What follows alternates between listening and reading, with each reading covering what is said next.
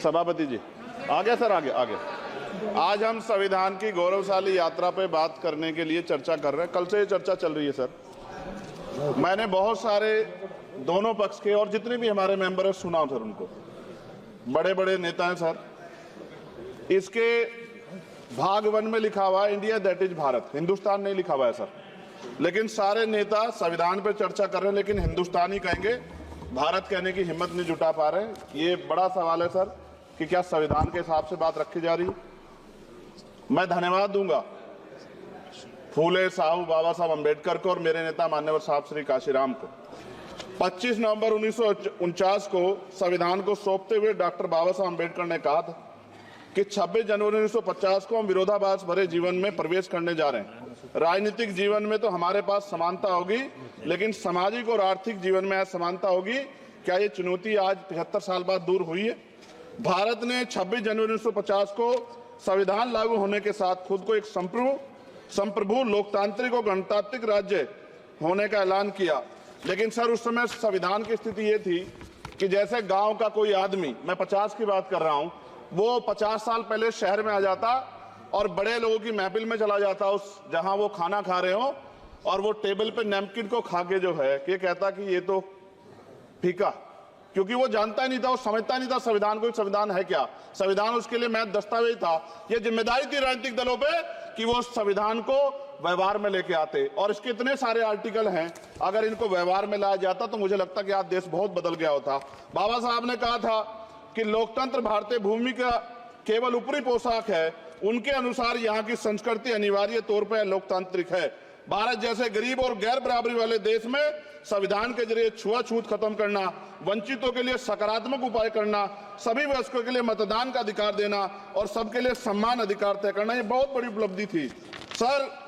ये संविधान है कि आप वहां बैठे हैं और मैं यहाँ खड़ा होकर अपनी बात रख रहा हूं, और इस देश में आदिवासी महिला के तौर पे जो है राष्ट्रपति बनी है, और प्राइम मिनिस्टर तो नहीं बना, लेकिन शेड्यूल कास्ट के बड़े नेताओं को भी जो है राष्ट्रपति बनने का मौका मिला। ये संविधान की देन। अगर वोट हम पे नहीं होता तो शायद अमीर और जो राजा महाराजा खुद को मानते हैं हमारी गलियों तक नहीं आ पाते, हमारे हाल नहीं जान पाते।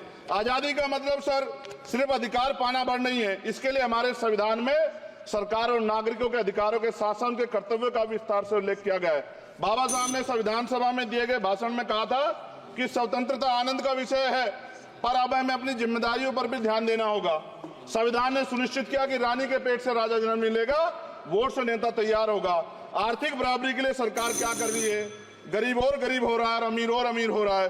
सुबह उठते कहीं बम की धमकी मिलती, कहीं दंगे की। ये अमृत काल है सर या धमकी काल है? कितना बढ़ रहा है? आर्टिकल 15 सर, भारत में आज भी घोड़ी चढ़नी बैठनी होती है। सर क्या दलितों को यहाँ भी बोलने का सर, अगर सबको 4 मिनट दे दो, ये भेदभाव नहीं चलेगा दलितों के साथ। Time is 4 minute, don't waste. भाई सर आप क्या करो, अगर सबको 4 मिनट दिए तो आप मना करो, मैं बंद कर देता हूँ इसको। क्या दलितों को सबसे आखिरी में नंबर मिलेगा और बोलने का मौका मिलेगा? क्या मजाक कर रहे हैं सर आप? नो, ये all independent people are having only 4 minutes. You take sir, independent मैं अपनी पार्टी का मेंबर हूँ सर, और जीत के आया हूँ सर, किसी की दया में नहीं आया। Take 1 minute and finish sir. कल भी बोले तो एक दलीय पार्टी के लोग, आप मौका दो सर। मूछे रखने पर हत्या होती है, महिलाओं पे, छोटे मासूम बच्चों पर रेप हिंसा होती है। एनसीआरबी का डाटा देकर डर लगेगा। यही 1 किलोमीटर में संविधान को जलाया गया, और महाराष्ट्र के परभनी में अभी भी संविधान को नष्ट किया गया, उसकी कॉपी को। आर्टिकल 25-26 में संविधान में सभी को धार्मिक आजादी। कहाँ है दलितों की, मुसलमानों की, जैनों की, बौद्धों की, ईसाइयों की? छत्तीसगढ़ में सतनामी समाज को संविधान की अपनी धार्मिक आजादी के आधार पर जो है उनको अपमानित करके जेल में बंद कर दिया। संभल, अजमेर, अयोध्या सब इसका उदाहरण है। ये सरकार आलोचना डरती है। कितने लोग जेल में बंद है? मिरान हैदर, खालिद सैफी, उमर खालिद खान, सिफा खान, गुलफ्शा फातिमा और आजम खान साहब राजनीतिक विरोध में बंद है। सरकार यहाँ बैठी है, सरकार सामाजिक न्याय की बात करती है। बताए कितने दलित मुख्यमंत्री बना रखे हैं आपने? 13 ज्यादा सरकार स्टेट में सरकार है। कितनी महिला मुख्यमंत्री है? आपकी सरकार ने सुप्रीम कोर्ट के आदेश के बाद रिजर्वेशन प्रमोशन में जारी नहीं किया, और ओबीसी को पॉलिटिकल रिजर्वेशन आप देंगे नहीं देंगे, आप बताने का काम करें। मैं 75 साल की गौरव यात्रा में हम एक सभ्य समाज नहीं बना पाए, इसलिए जाति आधार पर SC ST OBC के बच्चों को प्राइमरी स्कूल से लेकर उच्च संस्थानों में भेदभाव किया जाता है।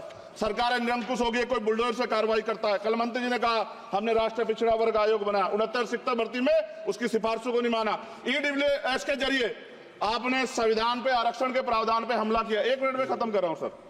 संविधान सर न्यायपालिका में आर्टिकल 124 ये कहता है सर, ये अधिकार जो है Sundar sir, please conclude. Sir 1 minute में कर रहा हूं। Please conclude. संविधान में न्यायाधीशों की नियुक्ति का अधिकार राष्ट्रपति के द्वारा होना चाहिए, अभी तक नहीं हो रही है।